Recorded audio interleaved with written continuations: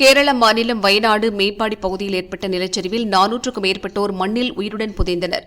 பலரை காணவில்லை. நீலகிரி மாவட்டம் கூடலூர் மற்றும் பந்தலூர் பகுதியைச் சேர்ந்த 4 பேர் நிலச்சரிவில் பலியாயினர்.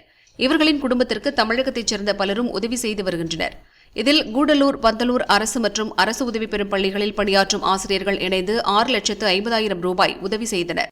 இதில் வயநாடு மாவட்ட நிர்வாகத்தினர் 3 லட்சம் ரூபாய் வழங்கினர். சூரல்மலை மற்றும் முண்டக்கை பகுதியில் சிக்கி பலியான நீலகிரி மாவட்டத்தைச் சேர்ந்த சிறுமி அனந்திகா, காளிதாஸ், கல்யாணகுமார் மற்றும் சிகாபுதீன் ஆகியோர் குடும்பங்களுக்கு தலா 75,000 ரூபாய் வழங்கினர். நாடுகாணி, பொன்னூர் பகுதியைச் சேர்ந்த விஜயேந்திரன் சூரல்மலையில் வசித்து வந்தார். நிலச்சரிவில் அவரது வீடு சேதமடைந்தது. அவருக்கு 25,000 ரூபாய் வழங்கினர்.